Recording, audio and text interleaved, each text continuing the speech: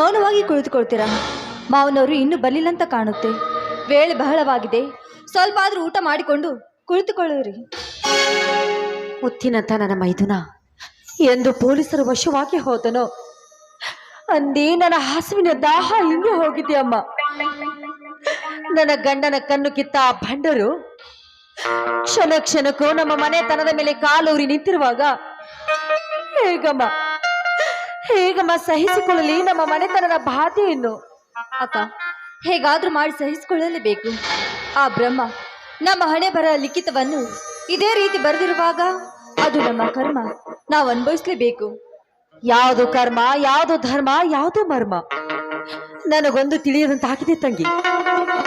ಶಿವ ಶಕ್ತಿಯರ ಸತ್ಯದ ಹೋರಾಟದಲ್ಲಿ ಗಂಗೆ ಯಮುನೆಯರ ಕತ್ತಲ ಮುಸುಕಿನ ಪಾಠದ ಕದಾ ತೆರೀತೆ ಅಂದ್ರೆ ಈ ನಮ್ಮ ಬಾಳೆ ಕಾಲಕೂಟದ ವಿಷಯವಾಗಿ ಹೋಗಿದೆ. ಅಂದಮೇಲೆ ಎಲ್ಲಿದೆಯಮ್ಮ, ಎಲ್ಲಿದೆ ಅಮೃತದ ಧಾರೆ? ಅಕ್ಷರ ಸಮುದ್ರ ಮತನ ಮಾಡಿ ಕಾರ್ಕೋಟಿ ವಿಷ ಕುಡಿಯೋದಕ್ಕೆ ಆ ಶ್ರೀಹರಿ ಒಂದಿಲ್ಲ ಒಂದು ದಿನ ಬರ್ತಾನೆ. ಆದ್ರೆ ನೀವು ಮಾತ್ರ ಸಮಾಧಾನ ತೆಗೆದುಕೊಳ್ಳಿ. ಸಮಾಧಾನ? ಆ ಗೌಡ ನನ್ನ ತಂಗಿ ಶೀಲವನ್ನು ಹಾಳು ಮಾಡಿ ಅವಳನ್ನ ಕೊಂದಾಗ ಮಾಡಿಕೊಂಡೇ ಸಮಾಧಾನ. ನನ್ನ ಗಂಡನಿಗೆ ಚಾಟಿ ಇಟ್ಟು ಹಾಕಿ ಅವರ ಕಣ್ಣುಗಳನ್ನ ಕಿತ್ತಾಗ ಮಾಡಿಕೊಂಡೇ ಸಮಾಧಾನ. ಹೆತ್ತು ತಾಯಿಗಿಂತಲೇ ಹೆಚ್ಚಾಗಿ ಪ್ರೀತಿಸಿದ ನನ್ನ ಮೈದುನನ್ನು ಜೈಲಿಗೆ ಎಳೆದುಕೊಂಡು ಹೋಗುತ್ತಿರುವಾಗ ಮಾಡಿಕೊಂಡೇ ಸಮಾಧಾನ. ಈಗ ನಮ್ಮ ವಂಶವನ್ನು ಸುಟ್ಟು ಹಾಕಬೇಕಂತ ನಿಂತಾಗ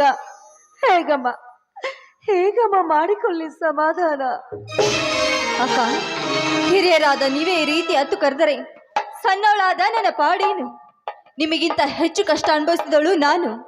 ಅಣ್ಣ ಮನೆ ಬಿಟ್ಟು ಹೋದ, ತಂದೆ ಕೊಲೆಯಾಗಿ ಹೋದ್ರು, ಯಾವ ಸುಖ ಕಾಣದೆ ನನ್ನ ಗಂಡ ಸೆರೆಮನೆ ಹೋದ್ರು. ತಂಗಿ, ದಯವಿಟ್ಟು ನನ್ನನ್ನು ಕ್ಷಮಿಸ್ಬಿಡಮ್ಮ. ನಾವು ಹೀಗೆ ಚಿಂತೆ ಮಾಡಿದ್ರೆ ಆ ಕುಂತೂರಾಯ ನಮಗೆಂತೂ ಒಲಿಯೋನು. ನಡಿಯಮ್ಮ, ತುಂಬಾ ಹೊತ್ತಾಗಿದೆ, ಊಟ ಮಾಡಿ ಮಲಗೋಣ ಬಾರಮ್ಮ.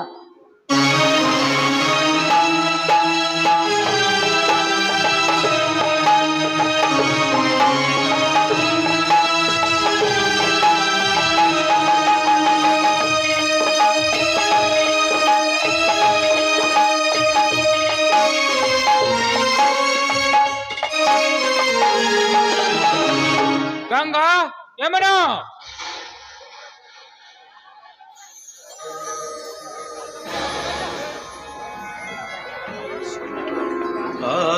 ಗಂಗಾ ಯಮುನಾ,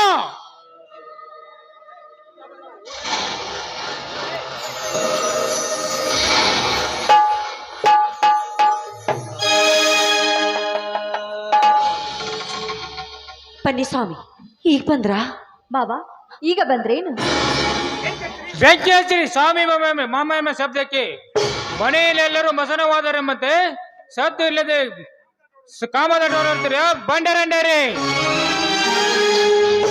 ಸ್ವಾಮಿ, ಯಾಕೆ ಈ ರೀತಿ ಮಾತನಾಡ್ತಾ ಇರುವಿರಿ? ಜಲ ಗಂಗೆ ಯಮುನೆಯರಂತೆ ಪವಿತ್ರವಾದ ಹೆಣ್ಣುಗಳಿಗೆ ಹೀಗೆಲ್ಲ ಅಲ್ಪವಾಗಿ ಮಾತನಾಡಬೇಡಿ. ಹೀಗೆಲ್ಲ ಮಾತನಾಡಿ ಈ ನಮ್ಮ ಪತಿವ್ರತೆಗೆ ಕುಂದು ತರಬೇಡಿ ಸ್ವಾಮಿ. ನಿಮ್ಮ ಕಾಲಿಗೆ ಬಿದ್ದು ಬೇಡಿಕೊಳ್ಳುವೆ. ನನ್ನ ಪಾದ ಮುಟ್ಟಿದ್ರು ಹೇಸಿಗೆಯನ್ನು ಪವಿತ್ರ ಗಂಗೆ ಎಂದು ನನ್ನ ಕಣ್ಣೆದುರಲ್ಲಿ ನೀವಿಬ್ಬರು ಮೆನ್ನ ನೋಡಿಕೊಡಿ. ಗಂಡನ ಕಣ್ಣಿಗೆ ಕೆಂಡು ಹೋಗಿದ್ದು ಸುಡ್ತೀರಾ ಬಂಡೆ ಸೋಳೆಯರೇ. ತಂದೆ ತಾಯಿಗಳೆಲ್ಲ ತಪ್ಪಲಿ ಎಂದು ನಿಮ್ಮನ್ನು ನಂಬಿ ಮದುವೆಯಾಗಿ ಬಿಟ್ಟರೆ ನನಗೆ ಸರಿಯಾದ ಶಿಕ್ಷೆ ಕೊಟ್ಟು ಬಿಟ್ರಿ. ಹೇಳಿ, ಯಾರ್ಯಾರೋ ನಿಮ್ಮ ಪ್ರಿಯಕರರು? ಮಾವ, ಏನು ಅರೆದ ನಮಗೆ ನಿಮ್ಮ ಪ್ರಿಯಕರ ಯಾರು ಅಂತ ಕೇಳಿದ್ರೆ ನಾವೇನೆಂದು ಉತ್ತರ ಕೊಡ್ಬೇಕು? ಗೊತ್ತಿಲ್ಲ ಮಾವ ಆ ವಿಷಯವನ್ನು. ಗೊತ್ತಿಲ್ಲವೆಂದು ಗತ್ತಿ ನಾಟ ಹಚ್ಚಿ ನೆಪ್ಪತ್ತಿಗೆ ಮಾಡಿಬಿಟ್ಟ ನಿನ್ನ ವಂಶೋಚತೆಯನ್ನು ನನ್ನ ತಮ್ಮನ ಮಡದಿಯಾಗಿ ಬಂದು ಗಂಡ ಬಟ್ಟ ಸೋಳಿಯಂತೆ ಬಂಡೆತನದ ಸೋಳಿಯಂತೆ ಕಳೆದು ಬಿಟ್ರೆ ನನ್ನ ರೈತ ಮನೆತನದ ಮರ್ಯಾದೆಯನ್ನು. ಮಾವ, ಅಂತ ಹೇಸಿತನದ ವೇಷ ಹಾಕಿ ನಮ್ಮ ಗರಿತಿತನಕ್ಕೆ ಕುಂದು ನಾವ್ಯಾವತ್ತೂ ತಂದುಕೊಂಡಿಲ್ಲ. ಆ ಸೀತಾ ಮಾತೆ ಆ ರಾಮನನ್ನು ಕೊಂದಂತೆ ಗಂಗೆ ಅಷ್ಟು ಪವಿತ್ರರು ನಾವು. ಯಮನ ಹತ್ತು ಮತ್ತೆ ಕರೆದರು ಬಣ್ಣದ ಮಾತನ್ನು ಮತ್ತೆ ಹಚ್ಚಬೇಡ. ಪ್ರತ್ಯಕ್ಷ ಕಂಡರು, ಪ್ರಮಾಣಿಸಿ ನೋಡಿದರು. ನನಗೆ ಎದುರಾಗಿ ಉತ್ತರ ಕೊಡುತ್ತಿದ್ದಾಗ ನೀನ್ ಯಾವ ಜಾತಿಯನ್ನು? ಗಂಗಾ, ಕೊಡು ನಿನ್ನ ತಂಗಿ ನೀಡಿದ ಈ ಮಾತಿನ ಉತ್ತರವನ್ನು. ರಾವಣನ ಹೆಂಡತಿ ಮಾಸತಿ ಮಂದೋದರಿಯಂತೆ, ನೀನು ಗರತಿಯಂತೆ, ನಾನು ರಾವಣನಂತೆ. ಬೇಗ ಹೇಳು, ಯಾವುದು ಸತ್ಯ, ಯಾವುದು ಸುಳ್ಳು? ಕಾಮನೆ ಆದವರ ಕಣ್ಣಿಗೆ ಇಡೀ ಜಗತ್ತೇ ಹಳದಿಯಾಗಿ ಕಾಣುವಂತೆ ನಾವೀಗ ನಿಮ್ಮ ದೃಷ್ಟಿಯಲ್ಲಿ ತಪ್ಪು ಮಾಡಿದವರಂತೆ ಕಾಣುತ್ತಿದ್ದೇವೆ. ಹೇಮರಡಿ ಮಲ್ಲಮ್ಮನ ಸತ್ಯಕ್ಕೆ ಭರಮರಡಿ ಅರಿತುಕೊಂಡ, ಸೀತೆ ಸತ್ಯಕ್ಕೆ ಶ್ರೀರಾಮ ಮೆಚ್ಚಿಕೊಂಡ, ಭಾನುಮತಿ ಪತಿವ್ರತೆಯನ್ನು ದುರ್ಯೋಧನ ತಪ್ಪಿಕೊಂಡ ಅಂದ್ಮೇಲೆ ನೀವು ದಯವಿಟ್ಟು ನಮ್ಮನ್ನು ಅಲ್ಪವಾಗಿ ಕಾಣಬೇಡಿ. ಯಾಕಂದ್ರೆ ಈ ಶೀಲ ಗಂಡನಿಗಾಗಿ ಮೀಸಲಿಟ್ಟು ಊಟದ ಎಡೆ ಎಂದಿಗೂ ಹಳೆಸಿ ನುಸಿಸಿ ಮಣ್ಣು ಸೇರದು ಸ್ವಾಮಿ, ಮಣ್ಣು ಸೇರದು. ನಾವೀ ಕನ್ನಡ ತಾಯಿ ಉದರದಲ್ಲಿ ಜನಿಸಿದ ನಿಜ ಗರತಿ ಭಾರತೀಯರು ಸ್ವಾಮಿ, ನಿಜ ಗರತಿ ಭಾರತೀಯರು. ಸುಳ್ಳು ಸುಳ್ಳು ಸುಳ್ಳು, ನಾನಿದನ್ನು ನಂಬಲಾರರೆ. ಪತಿಗೆ ಮೋಸ ಮಾಡಿದ ಪಾಪಿಗಳು ನೀವು. ಸ್ವಾಮಿ ಇದೇನು ಬಾಬಾ? ನುಡಿಯಬೇಡ ಈ ಅಪವಿತ್ರ ಶಬ್ದ ಎಂಬ. ಯಾಕಂದ್ರೆ ಅದು ನನ್ನ ಉರಿಯೋ ಹೊಟ್ಟೆಗೆ ತುಪ್ಪ ಹಾಕಿದಂತಾಗುತ್ತದೆ. ಗಂಡನೇ ದೇವರೊಂದು ನಂಬಿದೆ ನೀನು ಎಂದು ದೆವ್ವಕ್ಕೆ ಹೋಲಿಸಿದೆಯಲ್ಲ, ಹೇಗೆ ತಾಳಲಿ ಈ ತಾಪವನ್ನು? ಒಂದು ಕಡೆ ತಮ್ಮನ ತಾಪ, ಒಂದು ಕಡೆ ನಿಮ್ಮ ಚೆಲ್ಲಾಟದ ತಾಪ. ಈ ತಾಪವು ತಗುಲು ಮುಂದ ಒಂದು ತೊಟ್ಟು ವಿಷ ಹಾಕಿಕೊಟ್ಟಿದ್ರೆ ನಾನು ಆರಾಮಾಗಿ ಸಾಯ್ತಿದ್ನೆಲ್ಲ ಗಂಗಾ. ಎಂತ ಮಾತನಾಡ್ತಾ ಇದ್ರೆ ನೀವು? ಇನ್ನು ಕರೆದರು ತಾಯಿ ಈ ಪಾಪಿಗೆ ಮಾಮ ಎಂದು. ನಿನ್ನ ಕಣ್ಣು ಎದುರಲ್ಲಿ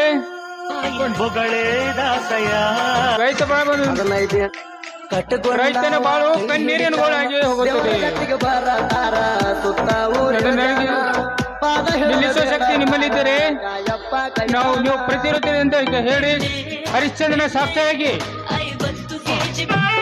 ನೀವುಂಡು ಕೈ ತೊಳೆದ ಈ ಮಣ್ಣಿನ ಮಡಿಕೆಗೆ ನಾವೆಂದಿಗೂ ಮಸಿ ಬಡಿಯುವುದಿಲ್ಲ ಸ್ವಾಮಿ, ಮಸಿ ಬಡಿಯುವುದಿಲ್ಲ.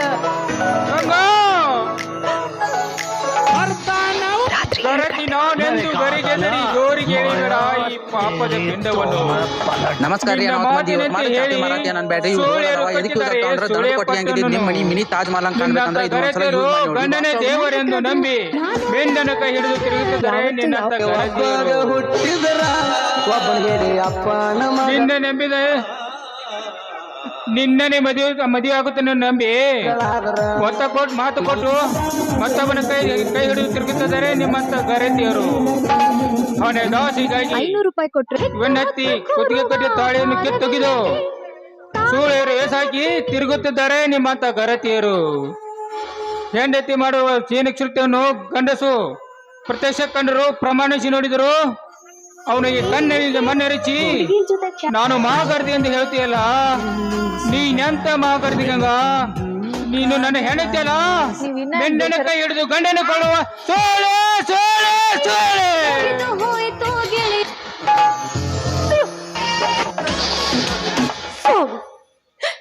ನಮ್ಮ ಶೀಲದ ಬಗ್ಗೆ ನಿಮಗೆ ಅಷ್ಟೊಂದು ಸಂಶಯವಿದ್ರೆ ನಿಮ್ಮ ಕೈಯಾರೆ ಕತ್ತೆ ಹೆಚ್ಚಿಗೆ ಸಾಯಿಸ್ಬಿಡಿ ಸ್ವಾಮಿ. ಈಗೇಕೆ ಸ್ವಾಮಿ ಸ್ವಾಮಿ ಎಂದು ಬಡಿದುಕೊಳ್ಳುತ್ತೆ? ನಿನ್ನನ್ನು ಎತ್ತಿ ಹಿಡಿಯುವ ಶಕ್ತಿನೇ ನಾನು ಕಳೆದುಕೊಂಡಿದ್ದೇನೆ. ನೀ ರೀತಿ ಕಾಲಕ್ಕೆ ಪ್ರತಿಯೊಂದು ಬೇಡಿಕೊಂಡ್ರೆ ನಾನೇನೈತಿ ಏನೆಂದು ತಿಳಿಸಲಿ ನಿನಗೆ? ನಾನು ಬಹುದೂರ ಹೋಗ್ಬಿಟ್ಟೇನೆ. ನಿಲ್ಲಬೇಡ ಬಾಬಾ. ಗಂಡಂದರಿಗೆ ಬೇಡವಾದ ಈ ಹೆಣ್ಣುಗಳು ಈ ಬಣ್ಣ ಸಮಾಜಕ್ಕೂ ಬೇಡ ಬಾಬಾ. ನಿಮ್ಮ ಕೈಯಾರೇ ನಮ್ಮನ್ನು ಕೊಂದು ಬಿಡಿ ಬಾಬಾ. ಬೇಡ ತಾಯರೇ, ಬೇಡ. ಈ ಪಾಪಿ ಮುಖವನ್ನು ನೋಡಬೇಡಿ. ನನ್ನ ದಾರಿಗೆ ನಾನು ಹೋಗಿಬಿಡುತ್ತೇನೆ. ಮಾವ ನಿಂತ್ಕೊಳ್ಳಿ ಮಾವ. ಮಾವ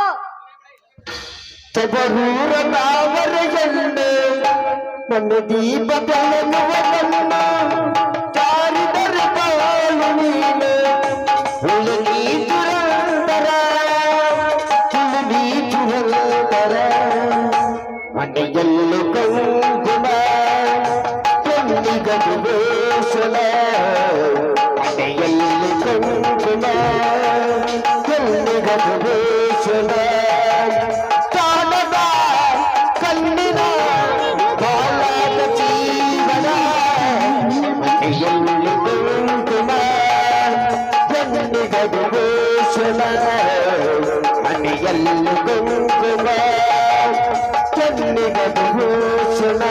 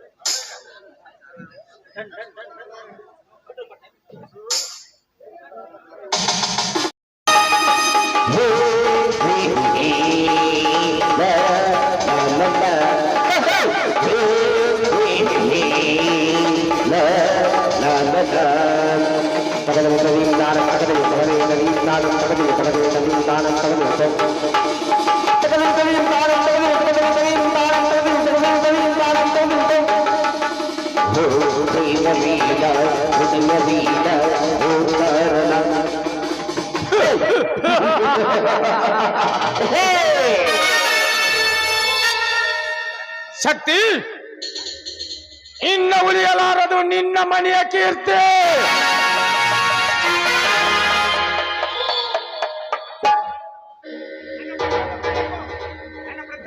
ನನ್ನ ಪ್ರತಿಯೊಂದು ಕಾರ್ಯಕ್ಕೆ ಅಡ್ಡಾಗಿ ನಿಂತಿರುವ ಆ ನಿನ್ನ ದೊಡ್ಡ ಸಂಸಾರಕ್ಕೆ ನಾಗಕಾಳರೆಂಬ ಬಂಡಗಲ್ಲಿನ ಗೋಡೆಯನ್ನು ನಿರ್ಮಿಸಿ ಒಂದೇ ವರ್ತಕ್ಕೆ ಅಗಲಿಸಿದನು. ನಿನ್ನ ಅತ್ತಿಗೆ ಗಂಡ ನಿನ್ನ ಹೆಂಡತಿಯನ್ನು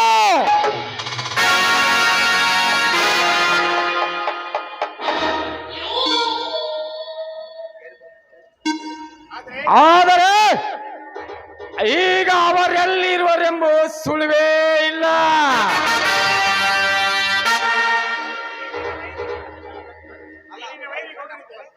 ಈ ನಿನ್ನ ವೈರಿಯ ಗೌಡನಿಗೆ ನೀನು ಜೈಲಿನಿಂದ ಬಿಡುಗಡೆ ಆಗಿ ಬರೋದರೊಳಗಾಗಿ ನನ್ನ ಸೇಡಿನ ಬಾಣವನ್ನು ಹೂಡಿ ಬಿಡುವೆ. ನಿನ್ನ ಹೆಂಡತಿ ಅತ್ತಿಗೆರ ಬೇರೆ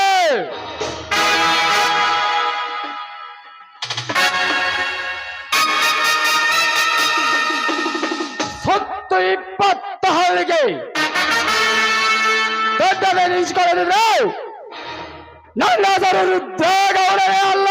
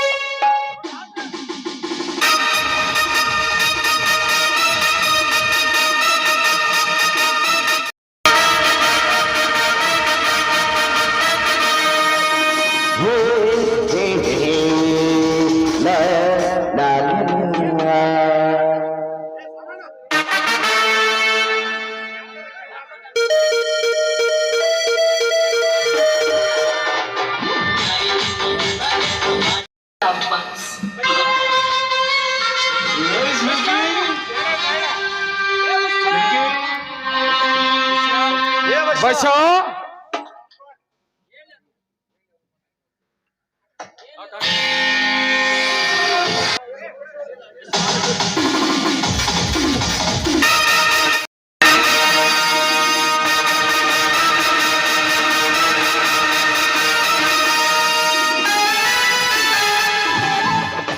ಬಸೋ ಏನಲ್ಲದು ಕಣ್ಣಿಗೆ ಹಾಕಿ ನೋಡಿದ್ದು? ಈವಿಡ ನಾನ್ ನೋಡಕ್ ಬಂದಿಲ್ರಿ ಗೌಡ್ರ ಮಾ ಮಾ ಮಾಡಾಕ್ ಬಂದೀನಿ. ಏನಾದ್ರು ಮಾಡುದು ಬೆಚ್ಚ ಹೇಳು, ಇಲ್ಲ ಕೊಚ್ಚ ಸೀಟ್ ಹೇಳ್ಬೇಡು ಕಾಳಣ್ಣ. ಅವ್ರ ಮ್ಯಾಗ ಆರಾಮಿಲ್ಲ ಅಂತ ಮಣ್ಣಿ ಗೌಡ್ರ ಹೇಳಿ ಕಳ್ಸಿದ್ರ, ಅದಕ್ಕ ಇವತ್ತ ಮಾಡಾಕ್ ಬಂದೀನಿ. ಅದು ಡಾಕ್ಟ್ರ್ ಹುತ್ತು ಮುಡ್ಯದ ಅವ್ರೇ ಸಣ್ಣವರ ಏನ ಇಂಥ ಸಕ್ಸ್ ಬಿಚಾರ ಸಿಗ್ತಾರಂತದೇನ ಸಿರಾ ಮಣಿವೆ ಮಾಡಿ ಸರಿಯಾಗಿ ಮಾಡಿ ಬಾ. ಏ ತಲಾಟೆ, ಇಲ್ಲೇ ಗಲಾಟೆ ಹಾಕಂತೇಳಿ ಮಣಿ ಹೋಗಿ ಬಾಯಿನಲ್ರಿ. ಏ ಡಾಕ್ಟರ್, ಗೌಡ್ರು ಎಷ್ಟು ಹೇಳ್ತಾರೆ ಅಷ್ಟೇ ಮಾಡು, ಅವಿವೇಕೆ. ಹೇ ಡಾಕ್ಟರ್, ಗೌಡ್ರು ಹೇಳೋ ಮಾತನ್ನ ನಾನು ಹೇಳ್ತಾ ಇದ್ದೀನಿ. ಬೇಗನೆ ಹೋಗಿ ಅವ್ರಿಗೆ ಇಂಜೆಕ್ಷನ್ ಮಾಡಿ ಬಂದ್ಬಿಡು. ತಮ್ಮ ಕಾಳಣ್ಣ, ಈ ಡಾಕ್ಟರ್ ಸೂಜಿ ಐತ್ಲ ನಾನು ಛತ್ರಿಗೆ ತುದಿಕಂತ ಮಾಡೈತೆ, ಮತ್ತು ಅವ್ವಾರಿಗೆ ಭಾಳ ತ್ರಾಸ ಆಗೋದಿಲ್ಲ ಅಪ್ಪ. ಅದಕ್ಕೆ ಅವ್ವಾರ ಬಿಟ್ಟ, ಅದಕ್ಕೆ ಅವ್ವಾರ ಇಲ್ಲಿ ಸಿಗೋಲ್ಲ, ದೇವ್ರನ್ನ ಹೋಗಿ ಮಾಡಿ ಬಾ ಅಂತೇಳಿ. ಏ ತಲಾಟೆ, ಇಂಥ ಸಂದರ್ಭದಲ್ಲಿ ಗೊಡ್ಡು ಮಾತನಾಡಿ ದಡ್ಡಿ ಸೇರ ಬರಲಿ ಪುಕ್ಕಲ್ ನನ್ನ ಮಗನೇ. ಆ ಡಾಕ್ಟ್ರ ಒಬ್ನೇ ಹೋಗಲಿ. ಬಸ ಹೋಗು, ಸರಿಯಾಗಿ ನೋಡೋಣ. ಆತ್ರಿ, ಸರಿಯಾಗಿ ನೋಡಿ ಎಲ್ಲ ಸರಿಯಾಗಿ ಚೆಕ್ ಮಾಡಿ ಸರಿಯಾಗಿ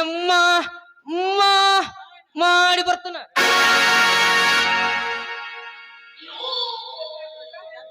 ಹೇಳ್ರಿ ಗೌಡ್ರ, ಇದ್ರ ವಿಚಾರ ಏನೋ ತಿಳಿಲಿಲ್ಲ, ಅದು ಅರ್ಥ ಆಗಲಿಲ್ಲ. ತಿಳಿಸಿ ಹೇಳಬೇಕೆಂದೇ ತಲಾಟಿ ನಿಮ್ಮೆಲ್ಲರನ್ನು ಕರೆಸಿದ್ದು.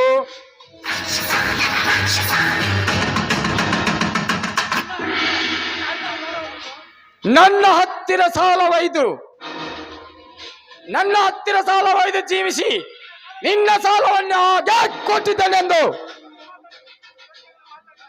ಸೊಕ್ಕಿನಿಂದ ಮಾತನಾಡಿದ ಆ ಸತ್ಯಜೀತನ ಮನೆಯೇ ಬೇರೆ. ಕಾಳ ಹಬ್ಬನೇ ಈ ಕ್ಷಣದಲ್ಲೇ ಸುಟ್ಟು ಹಾಕಿ ಬರುವೆ. ಬೆಂಕಿ ಹಚ್ಚೋ ಆಪ್ಲಾಡಿ ನಾಯಿಗಳನ್ನು ಅದರಲ್ಲಿ ಹಾಕಿ ಸುಟ್ಟು ಭಸ್ಮ ಮಾಡಿ ಬಂದು ಬಿಡು. ಅಂದಾಗ ತೀರುತ್ತದೆ ನನ್ನ ಸಾಲ ಮುಳುಗಿದ ಸೇಡು. ಆ ಸತ್ಯಜಿತನ ಕೊಂದ ಮಾತ್ರಕ್ಕೆ ಮುಗಿಲಿಲ್ಲ ಗೌಡ್ರೆ ಆ ಸೇಡಿಗೆ ಸೇಡೆಂಬ ಮಿಡಿ ನಾಗರ ಹಿಡಿ ಎತ್ತಿ ಆಡಬೇಕಾದ್ರೆ ಎಂದು ರಾತ್ರಿ ಹೊತ್ತು ತಂದು ಕಚ್ಚ ತೀರಿಸಬೇಕು ಆ ಸತ್ಯಜಿತನ ಹೆಂಡತಿಯನ್ನು. ಅಂದಾಗ ತಿಳಿಯುತ್ತದೆ ಆ ಬಡಪಾಯಿ ನನ್ನ ಮಗನಿಗೆ. ಕೈ ಬಿಡಬೇಡ್ರಿ, ಏರ್ಸ್ರಿ ಮುಡಿಗೆ ಮಲ್ಲಿಗೇನು.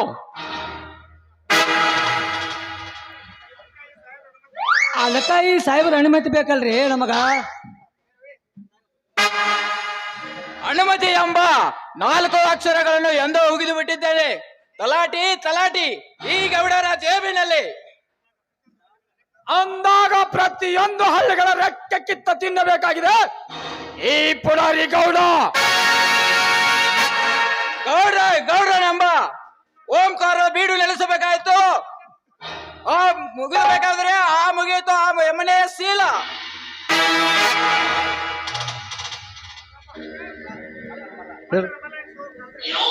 ಇನ್ಸ್ಪೆಕ್ಟರ್, ಮಲ್ಲ ಅನಿಸಿಕೊಳ್ಳಬೇಕಾದ ಈ ನಮ್ಮ ಗೌಡರಿಗೆ ಆ ಯಮುನೆಯನ್ನು ಹೊತ್ತ ತಂದು ಇವರು ಆತ್ಮಸಾತಿ ಪಡಿಸದಿದ್ದರೆ ನಾನು ಯಾಕ್ರಿ ಅನ್ಸ್ಕೋಬೇಕ್ರಿ ಕೊಡ್ಲಿಕ್ಕೆ ಕಾಳ ಅಂತ. ಆ ಹೆಣ್ಣನ್ನು ಬೆಕ್ಕಾದ ಪಂಜರದಲ್ಲಿ ಬಚ್ಚಿಟ್ಟರು. ಆ ಪಂಜರ ಒಂದೊಂದು ಹೆಸರನ್ನು ಸೇರಿ ಹಾಕಿ ಆ ಸುಂದರ ಹೆಣ್ಣನ್ನು ಹಣ್ಣಿನಂತೆ ತಂದು ಹೊತ್ತು ಈ ನಮ್ಮ ಗೌಡರಿಗೆ ಸುತ್ತಿನ ಬಾರಿಸದಿದ್ದರೆ ನಾನು ಕರಿಕೊಡ್ಲಿಕ್ಕೆ ಕಾರಣನೇ ಅಲ್ಲ.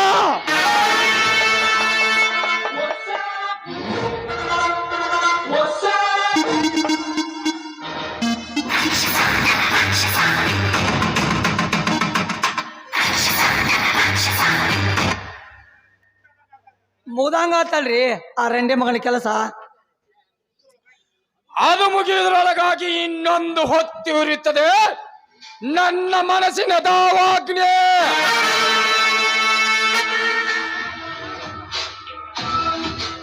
ನಾಗಕಾಳರೆಂಬ ಬೀದಿ ಪಾಲಾಗಿರುವ ಯಮನಿಯಲ್ಲಿದ್ದರು ಮುತ್ತಿಗಾಕಿ ಹೊತ್ತು ತಂದು ಎತ್ತಿ ಕೂಡಿಸಬೇಕಾಗಿದೆ ನನ್ನ ಮಂಚಕ್ಕೆ. ಅಂದಾಗ ತೀರುತ್ತದೆ ನನ್ನ ಕಪಟ ನಾಟಕದ ನಾಂದಿ.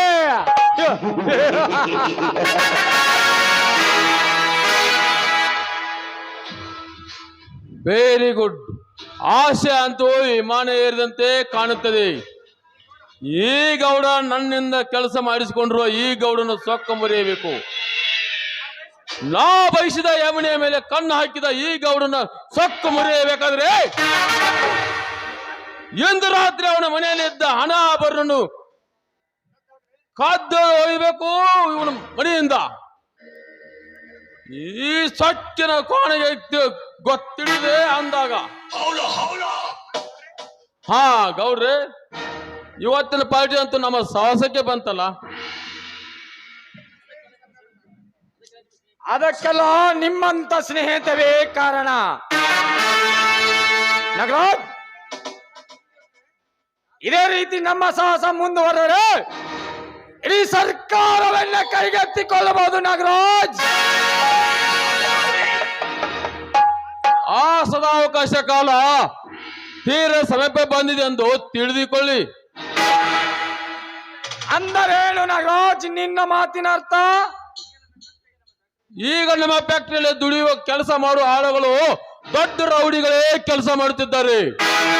ಬೇಕಾದಷ್ಟು ಕೊಲೆ ಆದರೂ ದಕ್ಕಿಸಿಕೊಳ್ಳಲು ನಮ್ಮ ಹತ್ತಿರ ಇನ್ಸ್ಪೆಕ್ಟರ್ ರವಿಯರಿದ್ದಾರೆ. ಆದ ಕಾರಣ ಮಾನವಿ ಬೋನಸ್ ಅಂತ 1 ಲಕ್ಷ ರೂಪಾಯಿ ಹಣ ಹಂಚಿ ಬಿಡುನು ಆ ನಮ್ಮ ಆಳುಗಳಿಗೆ. ಆ ನಮ್ಮ ಆಳುಗಳು ನಮ್ಮ ಕೈ ಕೀಲಿಗೆ ಸಿಕ್ಕಾಗ ಆ ಸರ್ಕಾರವನ್ನು ನಡಗಿಸಿಬಿಟ್ರೆ ಆಯ್ತು. ಯಾಕೆ ಶ್ರೀಮಂತರೇ? Good idea good idea. ಸ್ನೇಹಿತರೆಂದರೆ ಹೀಗಿರಬೇಕು. ನಾಗರಾಜ್, ನಡ್ರಿ ಮನೆಗೆ ಹೋಗೋಣ. ಹೋಗೋಣ. ಬರ್ತೇನೆ. ಹೋಗೋಣ.